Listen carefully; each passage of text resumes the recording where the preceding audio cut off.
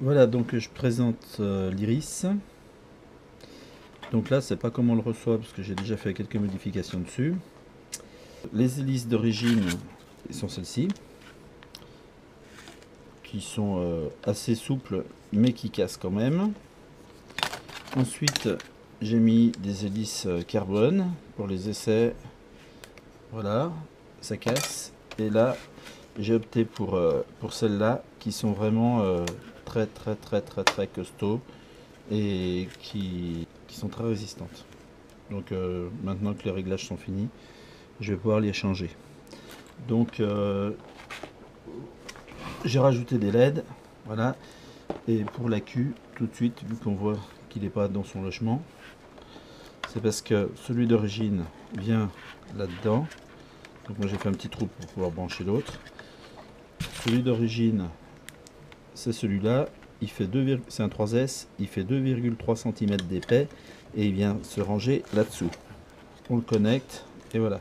Et on ferme le capot. Donc dessous j'ai fait des fixations.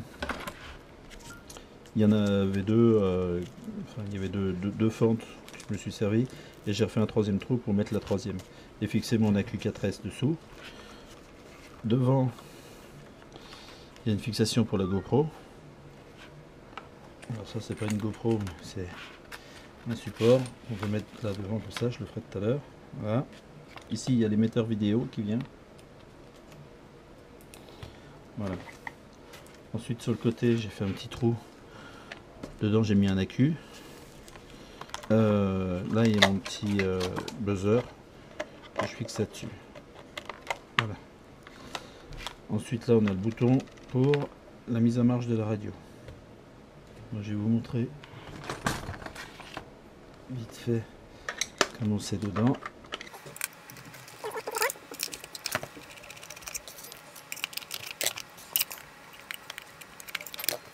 Voilà.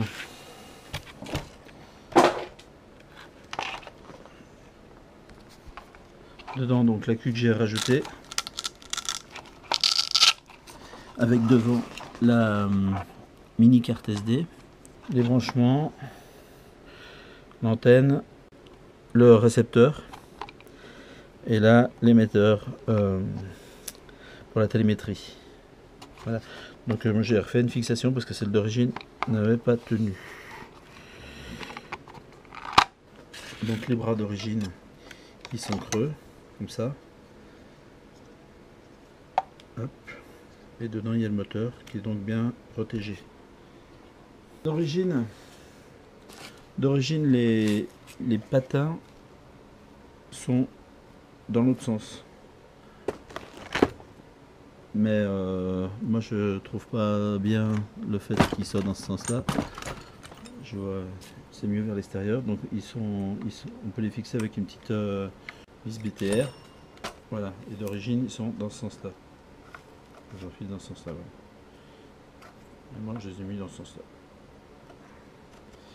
Voilà, j'ai rajouté ça parce que comme la queue est plus épais et dessous, automatiquement ça reposait sur la queue. Donc maintenant ça pose sur des pieds. L'avantage de ces pieds c'est qu'ils sont bon, ils peuvent bouger. Les LED.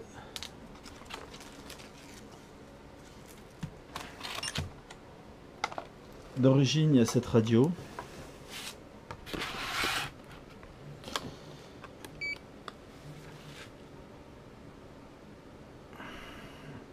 Mais je l'ai changé avec et fourni un câble micro USB pour se connecter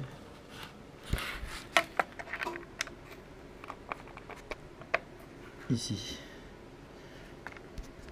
Pour se connecter il y a soit cette méthode là, soit avec la télémétrie sur une sortie USB. Donc là on va se connecter. Alors la radio, 2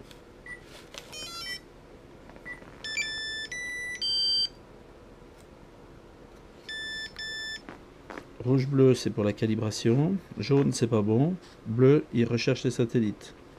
Une fois que c'est bon, ça cligne à travers. Ici, c'est pour faire la liaison avec la radio. Et là, hop, la connexion a lieu. Les modes de pilotage. Avec les inter, on a le mode de stabilize. Ensuite, j'ai mis loiter. Ensuite, le mode auto quand on a des programmes avec les waypoints. Ensuite, altitude. Et retourne dans la maison. Il y a pour calibrer la radio, pour tout calibrer. On regardera ça plus tard. La frame, donc c'est celle-là. Ici, il faut sélectionner la voix 7 et mettre autotune pour la calibration et écrire le paramètre. Donc là, on va faire une simulation pour le vol. On fait dessiner polygone, ajouter polygone, ok. Ensuite, on se met 4 points.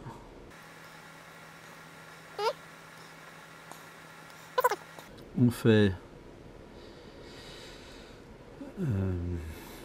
auto waypoint et on fait un itinéraire, ok. Altitude 25 mètres et on fait accept. Voilà, et là on écrit les points dans la carte. Voilà, donc maintenant on peut modifier. Donc là j'ai rajouté le point 7 ici. Voilà, et lui je vais lui dire d'atterrir automatiquement, et le point 1 on va le mettre en décollage à plat. Voilà, donc altitude 25 mètres, ok, et atterrissage on va mettre 0, on écrit, donc il va partir, il vient là, tac tac tac tac, et il rentre. Donc maintenant on va aller sur le terrain pour voir ce que ça donne.